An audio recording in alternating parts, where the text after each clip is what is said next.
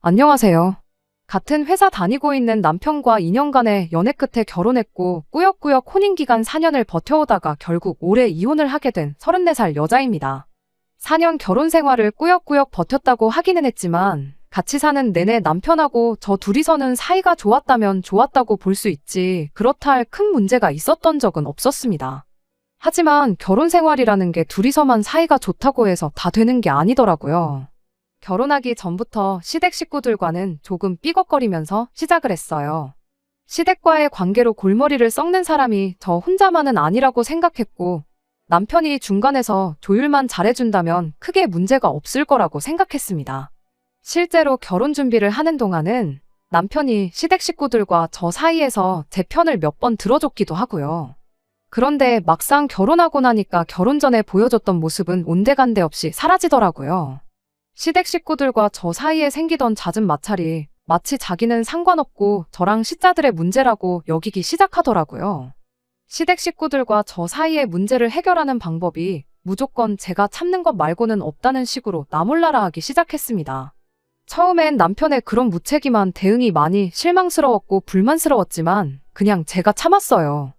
괜히 신우며 시어머니하고도 사이가 안 좋은데 시댁 식구들과의 문제를 가지고 남편하고까지 사이가 나빠지는 것보단 어차피 한 집에 같이 사는 것도 아닌데 같이 사는 남편하고만큼은 사이좋게 지내자는 생각이었으니까요.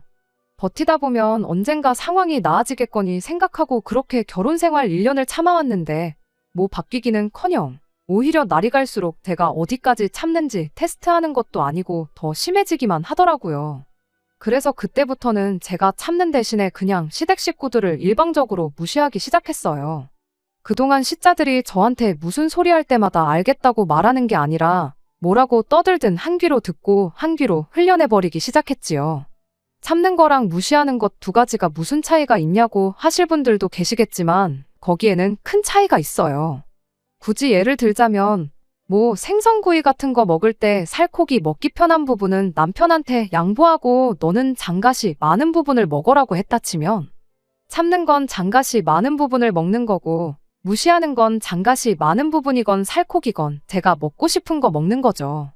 예를 든 게 조금 허접하긴 한데 결과적으로 제가 참으면 시자들이 기고만장해지고 제가 무시를 하면 시자들이 더 열받아 한다는 큰 차이가 있다고 볼 수 있겠네요. 그렇게 제 마음가짐을 바꾸고 난 뒤에는 시자들한테 받는 스트레스가 많이 줄기는 했습니다. 다만 시댁 식구들과의 관계는 점점 더 멀어져 갔어요. 하지만 상관없었습니다. 남편이라는 작자는 중간 역할 같은 건 할 생각이 눈꼽만치도 없어 보였고 1년을 참았는데 안 바뀌는 시자들이 앞으로 2년, 3년, 100년을 더 참는다고 한들 바뀌지 않을 거라는 확신이 있었거든요. 어차피 시자들 때문에 스트레스 받을 바에야 제 마음이라도 편한 게 낫다 싶었어요. 남편은 제가 시댁 식구들과 관계가 멀어지는 걸 안타까워하긴 했지만 나서서 해결해줄 생각도 없었으니 초반에 좀 사이좋게 지냈으면 좋겠다고 말 몇 마디 하다가 그냥 말더라고요. 덕분에 시댁 식구들과의 관계는 걷잡을 수 없을 만큼 멀어져 갔지만 남편하고는 나름 사이좋게 지낼 수 있었습니다. 그래도 이런 상황에서 남편이 언젠가는 저를 위해 나서준다든지 말 한마디 해줄 거라는 기대를 내심 갖고 있었습니다. 하지만 정작 중요한 순간에 남편이라는 작자는 제가 아니라 시댁 식구들의 손을 들어줬어요. 뭐 이해가 아예 안 되는 건 아닙니다. 여지껏 남편 인생에 있어서 저랑 가정을 이루고 살았던 4년, 연애했던 기간까지 합쳐도 고작 6년밖에 안 되는데 그 5배를 더 길게 가족으로 살아온 시자들이 더 가족 같고 중요했겠지요. 그런데 그러면 굳이 저런 인간을 내 남편이라고 평생을 믿고 같이 살 이유가 있나 싶었습니다. 그냥 나 말고 소중한 네 가족들이나 평생 챙기라고 한마디 해주고 그렇게 이혼을 하게 되었지요. 제가 어릴 적에 저희 어머니께서 췌장암으로 일찍 돌아가셨어요. 그 후로는 아버지와 둘이서 함께 살았습니다. 저희 할머니 할아버지께서 남자 혼자 어떻게 회사 일하면서 애까지 키우냐며 입양처를 알아봐 주시겠다고까지 했다고 해요. 하지만 저희 아버지는 혼자이므로 힘들게 살지언정 내 새끼를 버릴 생각 없다시며 끝까지 저를 책임져 주셨어요. 시간이 어느 정도 지난 후 할머니 할아버지께서도 저한테 정말 못할 짓을 할 뻔했다며 아버지한테 미안하다 사과를 해오셨고 그 이후로 물심양면적으로 저희를 도와주셨어요. 두 분 돌아가실 때에도 아버지 앞으로 조금이나마 유산을 더 남겨주셨기도 하고요. 아무튼 덕분에 저는 어머니 없는 빈자리가 아쉬웠을지언정 다른 사람 부럽지 않게 모자람 없이 잘할 수 있었습니다. 남편은 시작할 때 말씀드렸다시피 직장 동료로 처음 만나게 되었어요. 나이가 저보다 3살이 많았지만 입사는 같은 해에 했던 입사 동기였습니다. 연수 때부터 시작해 같은 부서에서 일을 하게 되면서 몇 년을 함께 동고동락했고 그렇게 제가 28살이 되던 해에 서로의 마음을 확인하고 연애를 시작하게 되었어요. 저희 회사가 사내 연애를 그렇게 환영하는 분위기는 아니었다 보니 제가 부서 이동을 하게 되었고요. 아무튼 그렇게 2년간의 연애 끝에 저희는 결혼을 하게 되었습니다. 남편과는 연애하면서 아무 문제 없었지만 결혼 준비 시작하자마자 일주일이 지나고부터 시댁과 마찰이 생기게 되었어요.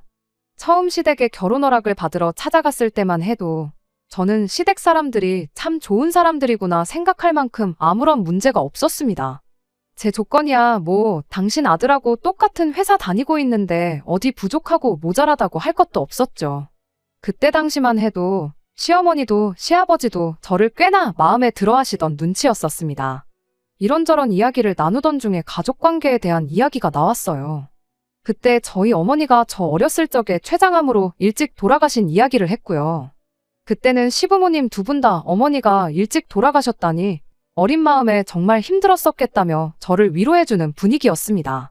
그것만 봐도 시부모님 되실 분들이 인품이 훌륭하신 분들이라고 생각했고 남편이 좋은 사람이니 역시나 그 부모인 사람들도 당연히 좋은 사람들이구나 그렇게 생각을 했어요. 그런데 고작 일주일 만에 상황이 완전히 달라지게 되었습니다. 갑작스럽게 시어머니가 저희를 좀 봐야겠으니 퇴근하면 다른 데 갈 생각 말고 시댁으로 곧바로 오라는 연락을 해왔었어요. 왜? 목소리만 들어도 그 사람 기분이 어떤지 알 수 있잖아요. 무슨 상황인지는 전혀 짐작이 가지 않았지만 시어머니 말투가 다급하고 잔뜩 열이 받아 있는 느낌이었다 보니 퇴근하자마자 남편과 부랴부랴 시댁으로 향했습니다. 시댁에 도착했는데 시어머니가 거실 소파에 양팔을 꼬고 앉아서는 저를 무슨 대역죄인이라도 되는 것 마냥 도끼눈을 하고 째려보고 있었습니다. 지난 일주일 동안 제가 무슨 큰 실수라도 했나? 아무리 생각을 해봐도 시댁과 연관지어서 제가 잘못된 행동을 한 게 하나도 없었어요. 그런데 얼마 안 있어서 이 모든 게 신우 때문에 나게 되었다는 걸 알게 되었습니다. 남편 아래로 저보다도 1살 어린 싸가지였고 허세만 가득한 신우가 한 명 있어요. 그런 성격적인 거 둘째치고 그래도 신우가 외모 하나만큼은 정말 이쁘장하게 생겼거든요. 그 잘난 외모로 그때 당시 의사 남자친구를 만나고 있었고요. 제가 시댁에 처음 인사를 드리러 간 날 이후에 신우가 그 의사 남자친구를 만나서 저에 대한 이야기를 했었나 봐요. 그러면서 자연스럽게 저희 어머니가 췌장암으로 돌아가셨다는 이야기까지 나왔나 본데 그 의사 남자친구가 신우에게 말해주길 췌장암은 가족력이 있다는 이야기를 해줬는가 봐요. 뭐 결혼을 반대하라고 아기를 가지고 했던 말은 아니고 그냥 알고나 있으라고 말해준 것 같긴 한데 시댁에서는 이걸 엄청 심각한 상황처럼 받아들였던 것 같아요. 어떻게 그런 사실을 당신들한테 숨길 수가 있냐면서 저를 나무라기 시작했으니까요. 솔직히 저는 시어머니가 저를 무슨 예비 암 환자처럼 대우를 하는 게 도무지 이해가 가지 않았습니다. 저희 어머니가 췌장암 때문에 돌아가셨다는 사실을 숨기지 않았는데 그게 가족력이 있는 병이라는 걸 말을 안 했다는 게 그렇게 큰 잘못인가 싶었거든요. 그리고 솔직히 그때까지만 해도 그게 가족력이 있는 병이라는 사실을 저도 모르고 있었기도 하고요. 게다가 가족력이 있다고 한들 제가 무조건 말년에 그 병으로 죽게 된다는 게 아니잖아요. 남편도 그때는 제 편을 들어줬어요. 가족력이 있다고 한들 무조건 똑같은 병으로 고생하는 거 아니지 않냐고. 오히려 가족력으로 따지면 우리 집도 골다공증 환자가 여럿 있지 않느냐고 무슨 말씀을 그렇게 하시냐고 제 편에 서서 목소리를 내줬어요. 시어머니는 너 세상에 골다공증으로 죽는 사람 봤냐고. 근데 췌장암은 이야기가 다르지 않냐. 이야기 들어보니 암 중에서도 가장 악독한 암이라고 한다더라 하면서 남편 말을 딱 잘라내더군요.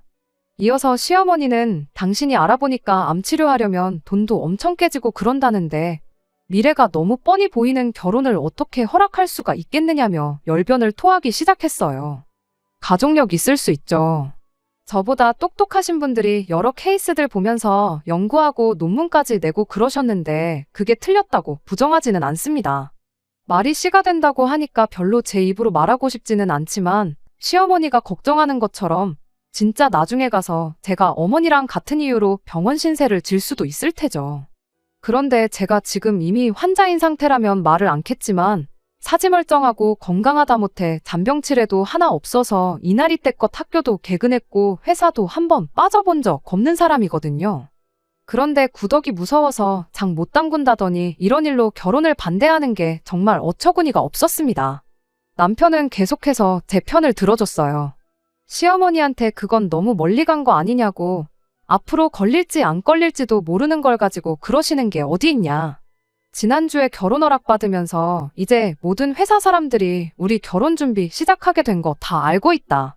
몇몇 직원들한테는 벌써 선물도 받고 그랬는데 그런 말도 안 되는 이유로 이 결혼이 엎어지면 자기가 앞으로 회사 사람들한테는 뭐라고 설명할 것이며 앞으로 회사에서 제 얼굴은 어떻게 보고 또 자기가 얼굴을 어떻게 들고 다니겠냐며 시어머니를 설득하기 시작했어요.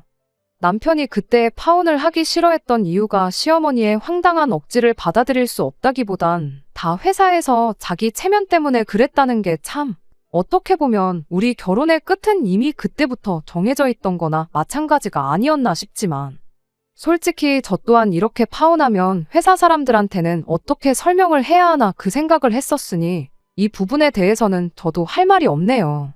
아무튼 어이없는 이유였지만 어쨌든 집안 반대에도 불구하고 남편이 계속적으로 시어머니를 설득했어요. 자식이기는 부모 없다는 말처럼 결국 남편은 시어머니의 허락을 받아냈습니다. 지금이야 이혼했지만 그때 생각하면 남편에게 확실하게 고마운 마음도 있었어요. 부모님의 뜻을 꺾어가면서까지 저와 결혼을 하겠다는 사람이었으니 앞으로 제 결혼 생활은 행복할 것이라 믿어 의심치 않았죠.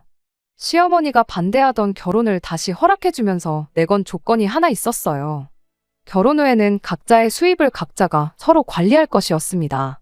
더 쉽게 풀어 말하자면 결혼식 올릴 때까지 들어가는 비용은 같이 부담하되 결혼하고 나면 네 돈은 네 돈이고 내 돈은 내 돈이다. 확실하게 선을 그어서 살라는 말이었습니다. 설명해주지 않아도 딱 감이 오는 게 있었어요. 만에 하나 가까운 미래던 먼 미래던 간에 제 몸에 이상이 생기거든.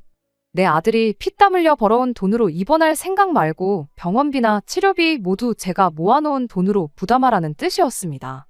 다만 당장 결혼할 때 들어가는 비용은 얼마가 들어갈지 모르는데 일단 큰돈이 들어갈 것 같으니 그건 같이 부담하라는 소리겠고요.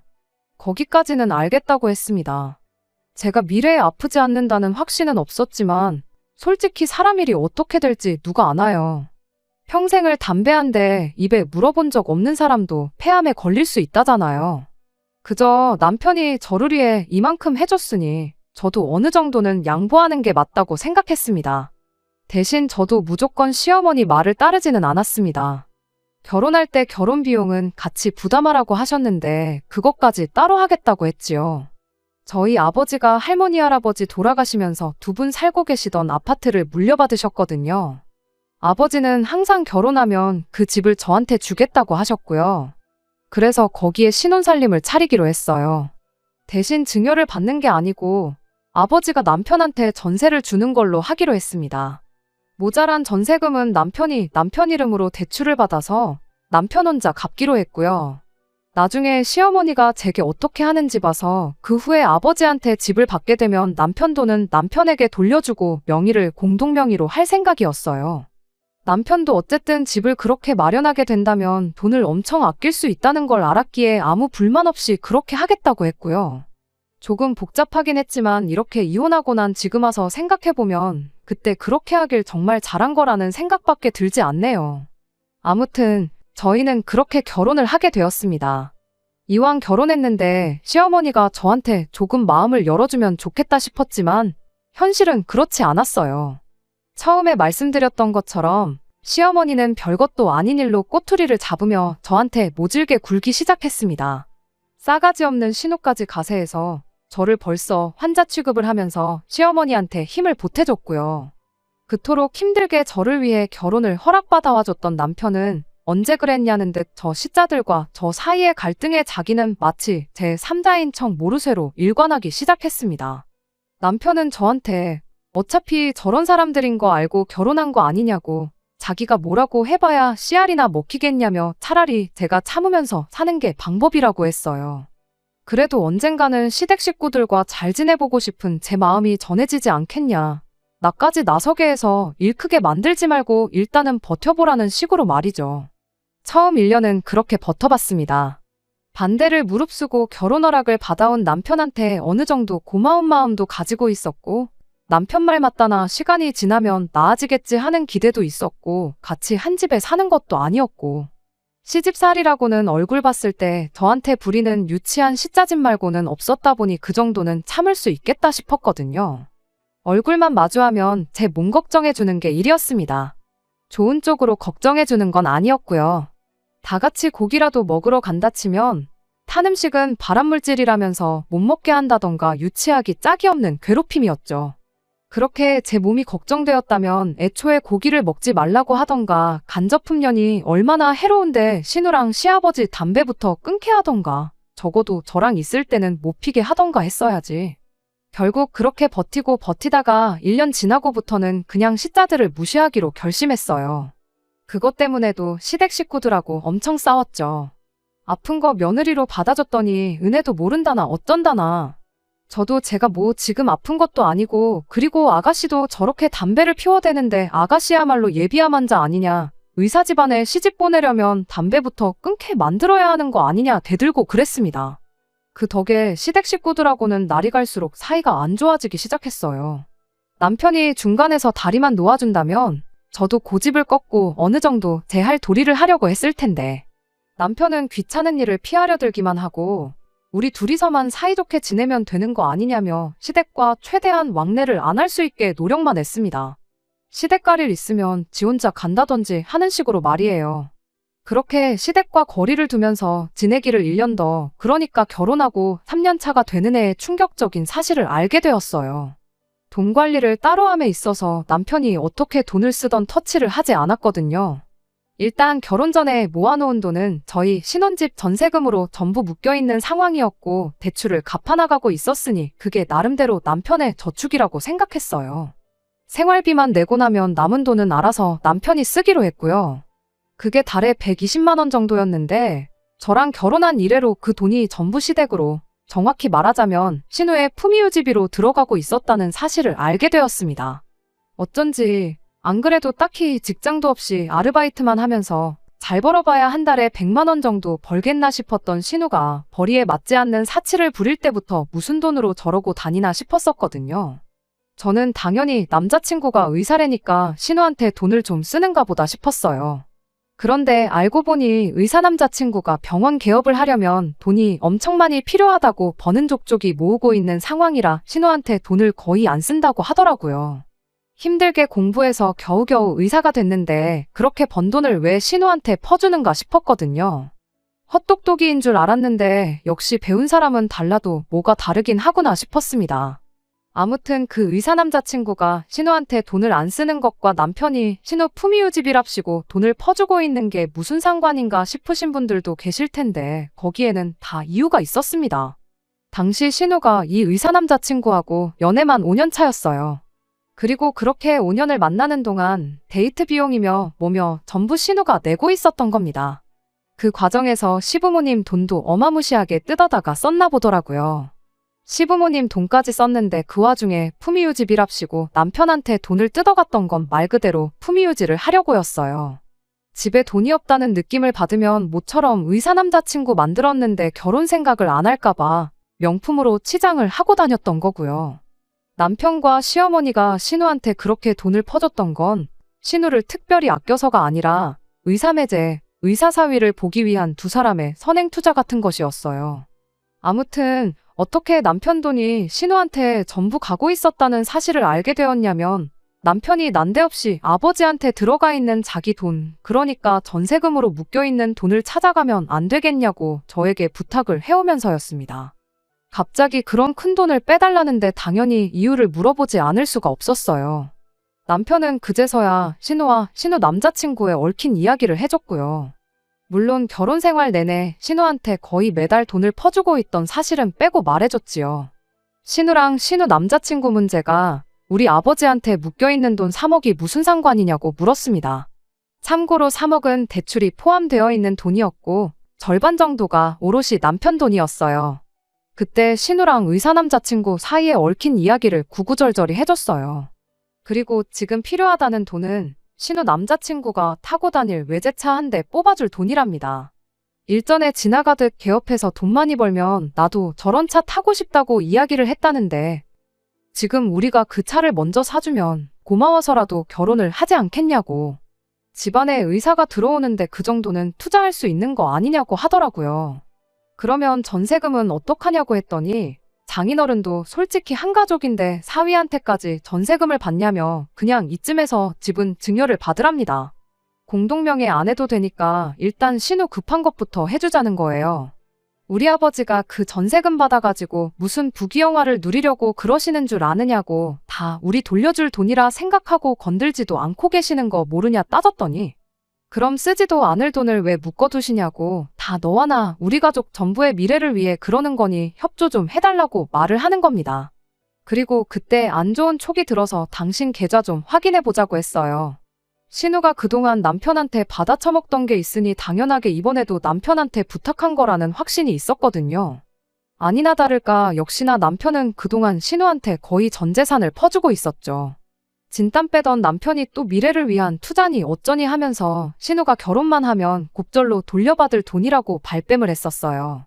피가 거꾸로 솟는다는 게 무슨 기분인지 그때 처음 알았습니다.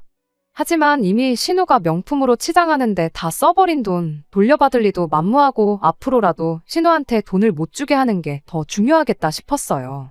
어차피 따로 관리하기로 했던 돈이었고 저금 하나 없는 게 아쉽긴 했어도 자기 용돈을 쓰고 싶은데 쓴 거라고 생각하고 넘어가기로 했죠. 그래도 이혼당하기는 싫었었는지 고분고분이 앞으로 신우한테 돈을 주는 일은 없을 거라고 약속을 받아냈습니다. 그러면서 자연스럽게 경제권까지 제가 가져오게 되었어요. 시댁에서는 난리가 났죠. 당장 외제차만 뽑으면 결혼을 할 수 있을 거라고 생각했는지 저보고 신우 잘 되는 꼴이 얼마나 보기 싫어서 협조를 안 하는 거냐며 고래고래 소리를 지르더라고요. 여태까지 남편 돈 뜯어간 거면 충분히 협조할 만큼 했다 싶고 설령 아가씨가 그 의사 선생님하고 잘 된다고 해도 나는 거기에서 떡고물 하나 얻어갈 생각 없으니까 그리 알라고 했습니다. 이러나 저러나 남편 돈은 제가 쥐고 있었으니 시댁에서는 열불이 터지겠지만 아들을 이혼시키기 전까지는 어쩔 수 없는 걸 알고 금세 포기를 했어요. 돈 없으면 어련히 안 하겠거니 했는데 기어코 시댁집을 담보로 대출을 받아서 그 차를 뽑아내더라고요. 의사 남자친구가 타고 다닐 차긴 했지만 일단 명의는 신우 명의로 해놨다고 하고요. 대출받은 돈을 깔고 차도 할부로 질러서 달달이 얼마씩 내야 했다나 뭐라나. 아무튼 신우가 헛돈 쓰는 데는 저는 더 이상 관여를 안 하기로 했다 보니 정확히 얼마를 했는지는 모릅니다. 원래도 시댁과 왕래가 따로 없긴 했지만 그 이후에는 남편도 무슨 가족의 배신자 취급을 받으면서 시댁 식구들하고 멀어졌지요. 어차피 안 좋은 사이인데 더 나빠져봐야 뭐가 다르겠냐 싶었는데 그로부터 반년이 채 지나지 않아서 시댁과는 연을 끊게 될 정도로 사이가 나빠지게 되었습니다. 시어머니가 신우를 대동해서 몸소 저희 집까지 찾아왔어요. 들어오자마자 다짜고짜 제 머리채부터 잡으려고 하더라고요. 무슨 일 때문에 저러나 싶었는데 신우의 의사 남자친구가 결혼할 사람이 생겼다고 신우한테 그만 만나자고 이별 통보를 해왔다는 겁니다. 그러면 5년 동안 신우를 가지고 논 그 의사 머리채를 잡아야지 여긴 왜 와서 그러냐고 따졌죠. 결국엔 차까지 뽑아줬는데도 결혼 못한 건데 왜 나한테 와서 따지냐고 했죠.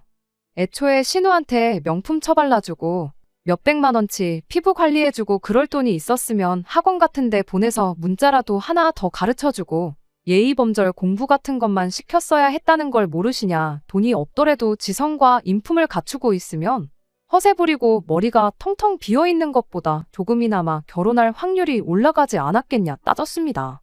온갖 비싼 명품과 금은 보화로 몸을 칭칭 감아놓아봐야 그 싸구려 인성이 감춰지는 거 아니라고 한마디 해줬더니 아주 시어머니랑 신우가 고래고래 소리를 지르면서 둘이서 달려들더라고요.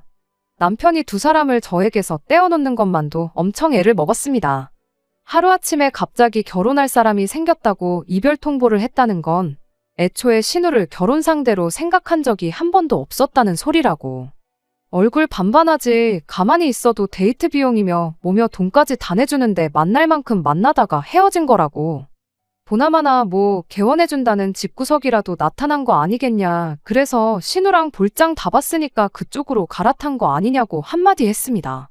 이제 그만 꿈 깨고 외제차라도 빨리 반납을 하던지 중고매물로 넘기든지 해서 현금부터 확보하고 집담보로 받은 대출부터 어떻게 하시라고 진심 어린 충고도 해줬습니다. 머리끄덩이까지 잡힐 뻔했는데 두 번 다시 안 볼 각오로 조금 세게 말한 건 사실이에요. 그 정도로 해야지 정신을 차리던가 아니면 진짜로 연을 끊던가 확실한 결과가 나올 거라 생각했으니까요.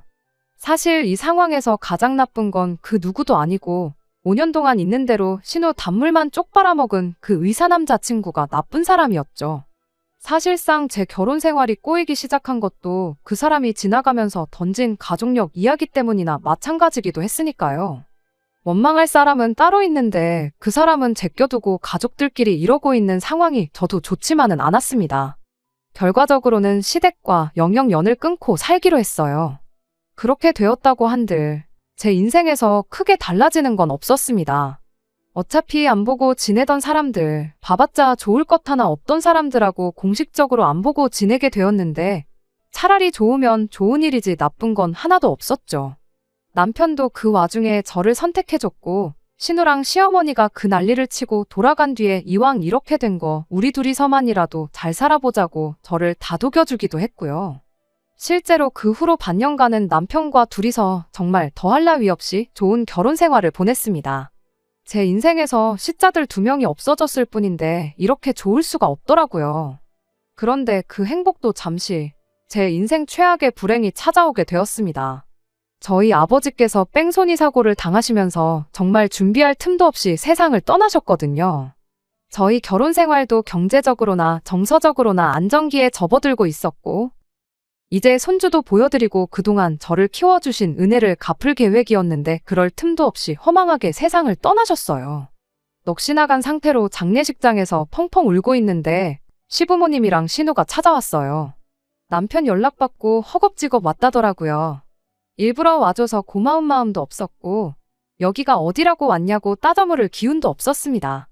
장례식 끝나고 나서 남편이 시댁 식구들을 부른 이유가 아무리 사이가 안 좋아도 연락은 당연히 해야 하는 게 맞는 것 같고 혹시나 이게 기회가 돼서 가족들과 관계를 회복하는 계기가 되지 않겠냐는 소리를 하더군요. 아버지가 돌아가셨다고 다시 시댁과 좋게 지낼 이유도 없고 그럴 계획도 없었습니다. 다만 정말로 그걸 가지고 남편한테 뭐라고 할 만큼도 힘이 나질 않아서 그냥 넘어갔어요. 남편은 이런 제 반응을 가지고 제가 수긍을 했다고 혼자서 착각을 했었나 봐요. 그렇게 아버지 좋은 곳에 보내드리고 2주가 지나서였나 남편이 자기랑 같이 어디 좀 가자는 이야기를 하더라고요. 어딘지 말을 안 해주는데 그동안 제가 아버지 일로 기운이 빠져 있었으니 어떻게든 제 기분 좀 좋게 만들어주려고 계획이라도 세워놓은 줄 알았죠. 도착한 곳은 제법 분위기가 괜찮은 레스토랑이었어요. 이 사람도 이 사람 나름대로 노력하는구나 싶어서 저도 애써 밝은 표정 지으면서 신경 써줘서 고맙다 말하고 안으로 들어갔습니다.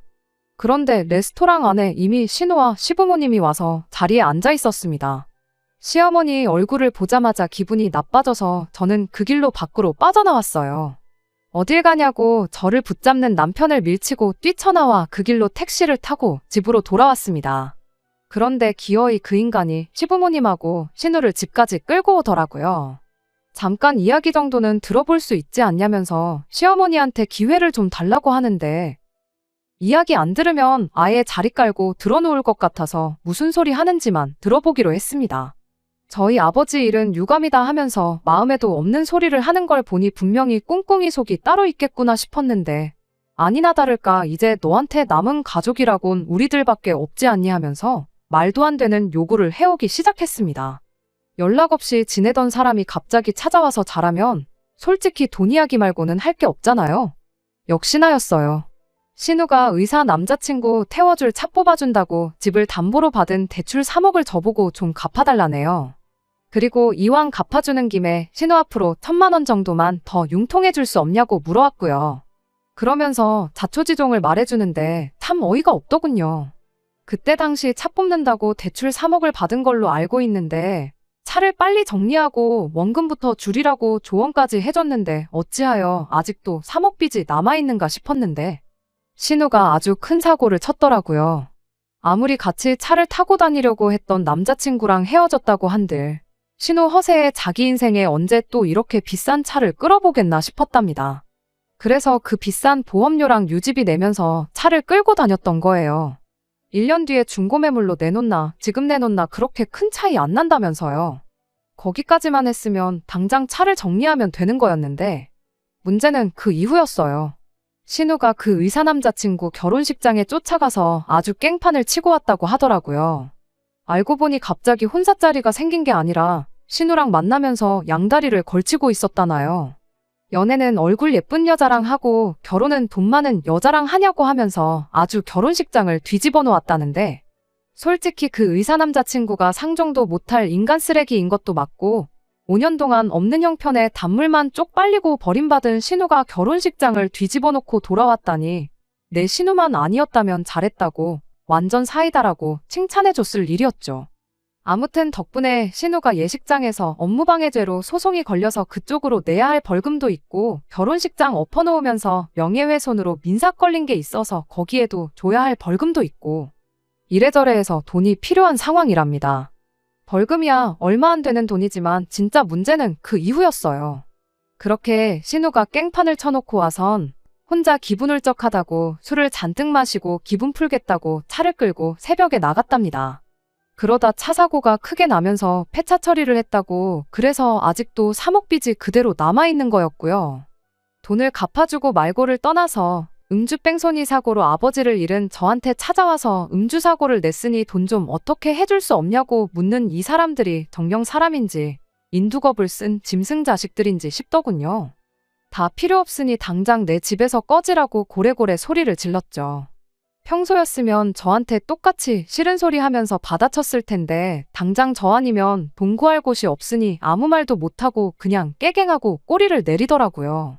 그런데 결정적인 순간에 믿었던 남편이 시댁의 편을 들어줬어요.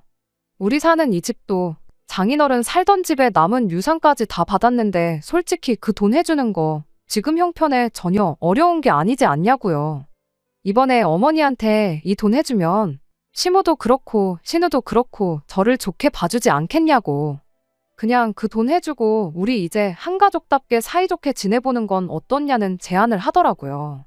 저는 곧바로 남편한테 지난 결혼생활 4년간 받았던 스트레스가 고작 돈 3억이면 해결되는 거였다는 소리냐 따져 물었습니다.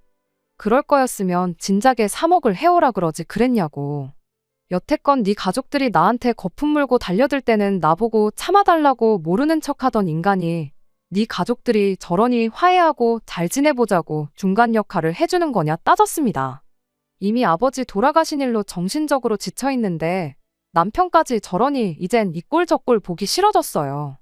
그래서 그냥 이혼하자고 했습니다. 마침 아버지한테 전세금이라고 묶인 게 3억이지 않냐. 그 돈 그대로 돌려줄 테니 그걸로 니네 엄마 빚도 갚아주고 네 동생 합의금도 내주고 알아서 하라고 했죠. 그랬더니 신우가 옆에서 TV에서 본 건지 어디서 주워들은 건 있어가지고 지 오빠한테 이혼하라고.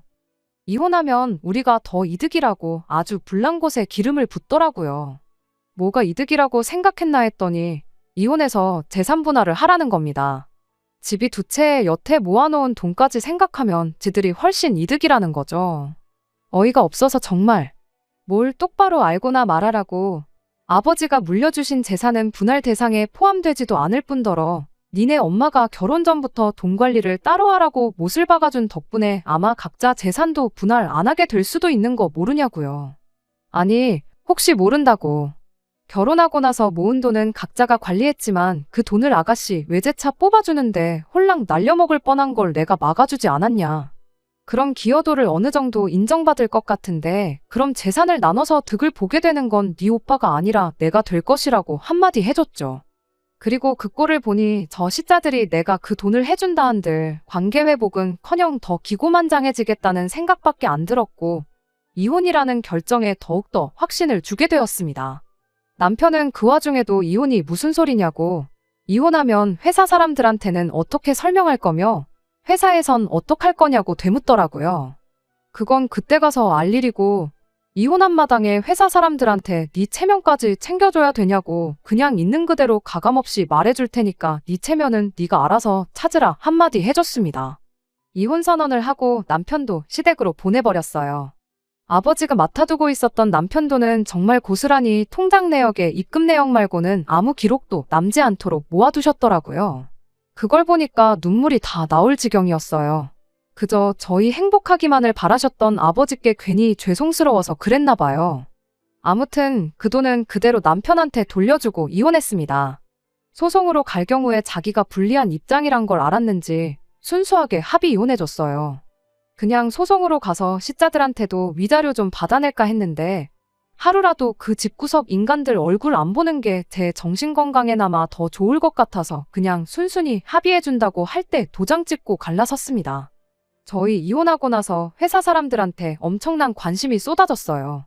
말했던 대로 가감없이 있었던 일 전부 말해줬고요. 저희 이혼 소식에 회사에서 알게 모르게 연애하던 사내 커플들이 전부 헤어졌다는 이야기도 들었습니다. 혹시나 잘못됐을 때 회사에서 다시 얼굴 마주 대할 자신이 없다나요. 몇몇은 저보고 멘탈이 대단하대요. 남편 꼴 보기 싫어서라도 회사를 그만둘 텐데 꾸역꾸역 다니고 있는 게 대단하다고요. 내가 뭘 잘못했는데 힘들게 들어온 회사까지 관둬야 하냐고, 그리고 한 명이 그만둬야 한다면 유책 배우자나 마찬가지인 남편이 그만두는 게 이치에 맞는 거 아니냐 하니 다들 그렇다 하고 웃고 말았습니다. 남편은 그 이후로 회사에서 몇 번이고 얼굴을 마주쳤어요. 피부도 푸석푸석해지고 눈 밑에 다크서클도 거의 콧잔등까지 내려온 게 제대로 잠을 못 자는 것 같아 보였는데 직장 동료 중 한 명이 남편 이야기를 제게 해주더라고요. 얼마 전에 남편이 대리운전을 하고 있던 걸 봤다고요. 당장 시댁에 갚을 돈이 한 푼 두 푼이 아니니까 남편이 투잡까지 뛰면서 죽어라고 벌고 있는 실정인가 봅니다. 하기야 빚 갚아주고 월급으로 신호 허용 떠는 거에 시모 생활비까지 내주면서 자기 미래 준비하려면 그 정도는 당연히 해야겠지요. 평생을 두고 치를 떨면서 내 편 한 번 들어주지 않았던 거 후회하면서 살았으면 좋겠습니다. 이렇게 이혼하게 된 게 그렇게 후회가 되지는 않아요. 생각보다 회사 사람들의 저희를 향한 관심이 훨씬 빨리 끊어지게 되었고 그 집구석에서 시자들한테 시달리는 걸로 모자라 내 돈에 아버지 유산까지 뜯기고 살았다면 아마 가족력이 아니더라도 없던 병까지 얻어서 제명에 못 살았을 게 분명하니까요. 끝까지 들어주셔서 감사합니다. 오늘의 사연은 여기까지입니다. 구독과 좋아요, 알람 설정 부탁드리고 더 좋은 사연으로 다시 찾아뵙겠습니다. 감사합니다.